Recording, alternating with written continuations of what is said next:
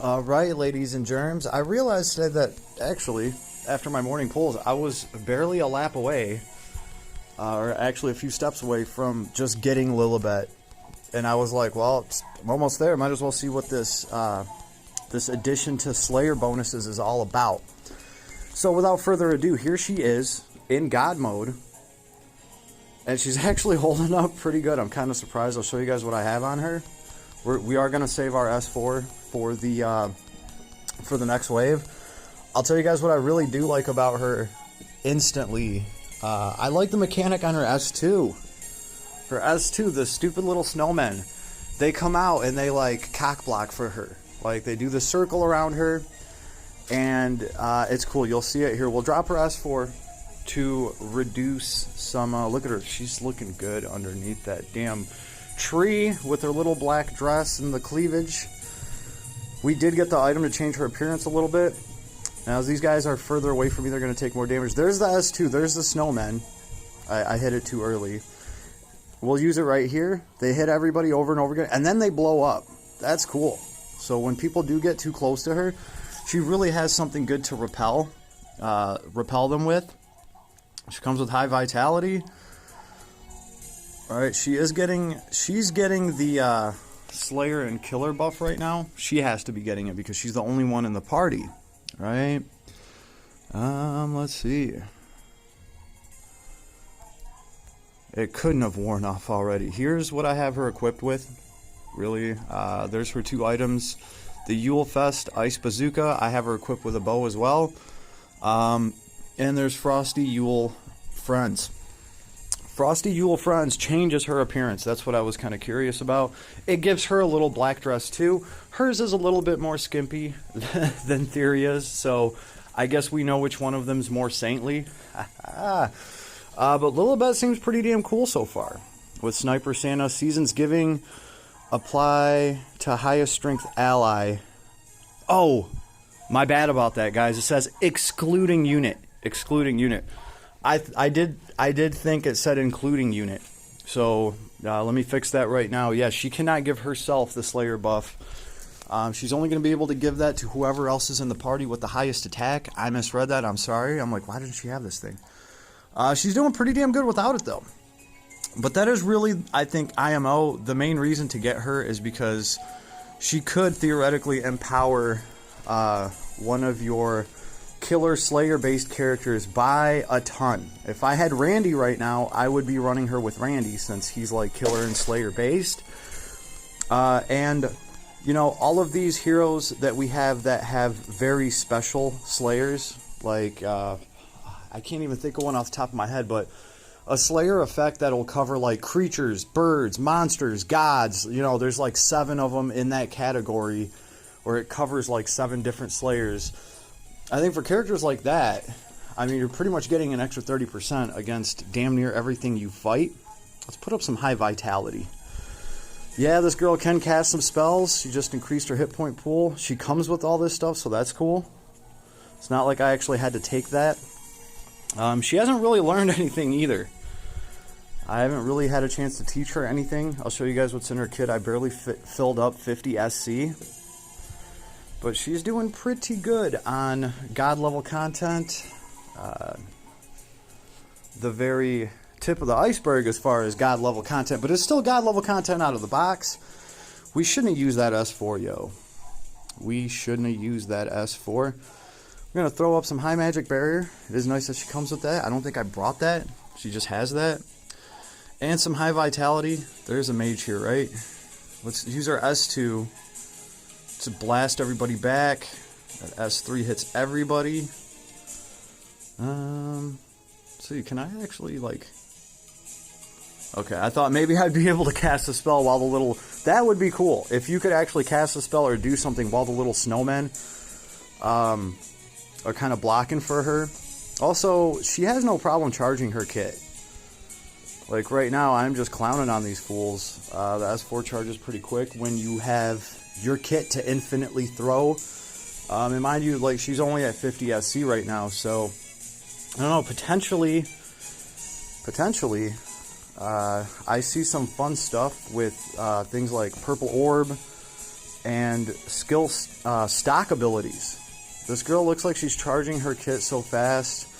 She could actually maybe take advantage of some skill stock abilities and the whole purple orb thing and get more damage from that. But geez, look at this, right?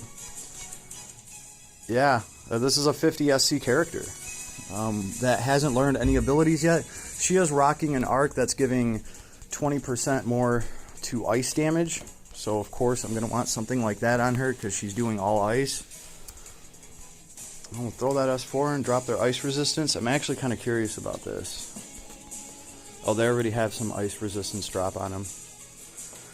That's cool. So that debuff lasts for a little bit. It lasted long enough for her to get her S4 again and reduce ice resistance to a -20. I'm guessing these guys have just a flat 0, so she's taking them to -20. I don't think it's like a 30% break or anything, but hey, 20% is nice, yo. Off of an S4. Off of an S4. Uh-oh, they got a chance here. We don't have quick recovery or anything like that, simply because she hasn't learned anything yet. We snapped out of it just in time. And remember, I want to get as far away as I can from them, because then I do more damage to them. So anything to just like push them back and kind of get away. She does have Proud Force. So the girl has Proud Force. She's keeping herself healed with that. She has, what is it called? I have Impact 1 or 2 on her, like nothing all that major, but she seems to be getting just a great hit count. She's going to be great to add to combo count just because she is dual wielding lots of little damage counters. And I believe she has a chance to do like an extra ice damage, damage. So all that adds up to a nice hit count. These guys are just getting clobbered while one of them gets broke. Let's see. And then she's not going to be able to shoot through units. I have noticed that. Some characters can do that. Their basic attack is literally going to hit everybody in a straight line. It's going to go through them. Papoy, I believe, from back in the day, kind of had one of those attacks with his boomerang. That or his attack would, it would go through you and hit you, and then it would come back and hit you on the way back, too. So, I don't see her attacks, piercing through everybody and hitting everybody in a straight line, at least not with her basic attack, but when you're just shooting at one target, you're gonna have a good hit count, right? So, yeah, very interesting. Did not think she was going to do that good here, especially considering this is going to be a character that you're going to bring specifically for some ice damage, but really to probably strengthen another character. That is really, that's what I'm going to run her for. It'll give me a chance to really mess around with Killer and Slayers, and if you really think about it, that is a very good way to empower characters. Almost everybody can take advantage of Killers and Slayers. Some characters have them for free and they have just large amounts of them. So just adding 30% to any of that's a pretty big upgrade for anybody that you want to run with her. As long as they have the highest attack, they're going to get that buff, right? So you can run your attacker that's set up to do Killer and Slayer damage, and you can bring a mage, and they're never going to contest each other over that buff, because whoever has the highest strength and who's going to be using Killers and Slayers is going to get that buff. Or you could bring a healer with you. A healer's not going to contest for that buff either, right? And then you have just extra damage coming from Saintly Lilebette. You have that awesome buff and great support for your hit count, for your combo count. And just really good ice damage overall, and an ice improl that's, in her S4. So, can't wait to teach this girl some stuff. She looks like she'll actually be really interesting. I have the Puck arc, or where it's contract with Puck, and what is the other one called? The one that is -10 to all resistances. I'm going to have her bring that, even though it costs 8 SC, and then she can break ice down by another 20%. So I just think that would be cool. She'd have a nasty Improl debuff to throw as soon as the fight starts, and then she can Improl ice some more. Clearly the girl can do damage, and it shows, especially when she's on the other side of the screen. And we get that S4 just in time. Oh, this guy's he's almost broken again. I don't think I have anything adding to any sort of break or anything. So this is just all natural. Just all natural. All natural breakage.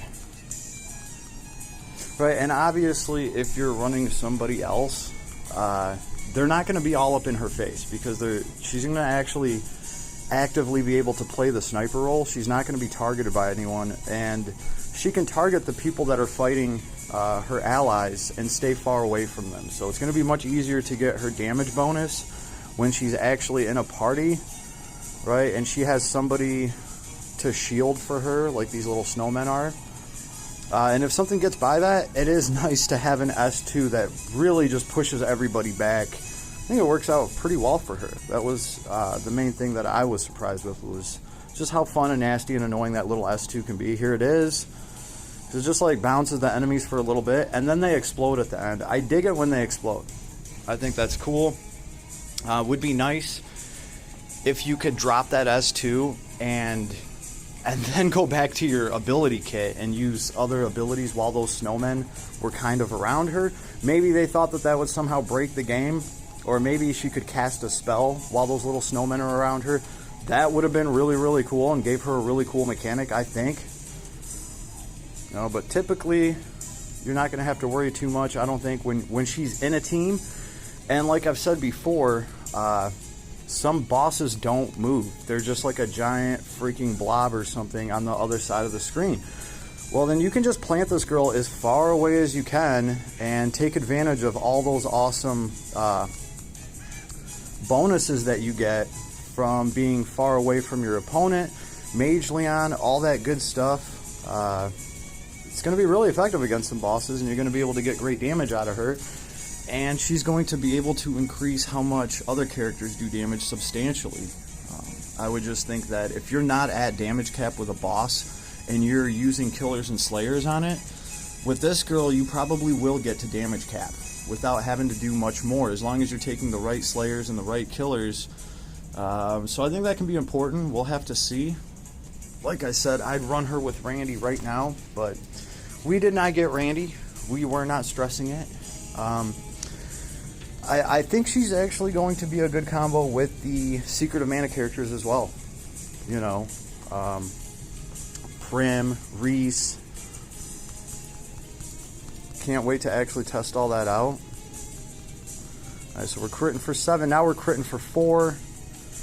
380. Yeah, that's a big difference. Look, we're critting for 500 in our face, and when we're across the screen, we're critting for 1300 or 700. But when he's in our face, our crits are what, 280, 400. So it makes a big difference getting some distance between you and your enemy. There, we're in the 800s. You know what? Eat snowman. Eat snowman. Let's just get far away from you. Look at that, 1500, 1200, 1200. That's a lot better than the 400, 400 that we're getting when he's in our face. So she's literally tripling her damage when the guy's on the other side of the screen. And you got to figure that's not just for her basic attacks. Like, that's going to apply to her ability kit. It's going to apply to everything. That just seems to be universal with her. When she's further away, she does more, and it is substantial when you're like tripling your damage, when you're critting for 400 as opposed to 12. That's kind of a big deal. So I think with a lot of bosses that don't move and you can position her right, it's a lot of really easy damage to unlock. Not to mention the Slayer bonuses and killer bonuses she's going to be giving to whoever you pair up with her. And obviously you're going to run somebody that's using killers and slayers. So we'll have to see. I'm going to work on her. Let's take a look at her real quick. So you guys know I'm not joshing you about running her with 50 SC through here. Not the most difficult level. We are in the White Laboratory 114, A Dangerous Invitation. That is what we just ran. And let's look at this girl. I actually do kind of wish that her item would have changed her dress a little bit more. As you can see here in the sprite, she's rocking like a black top. If we unequip this,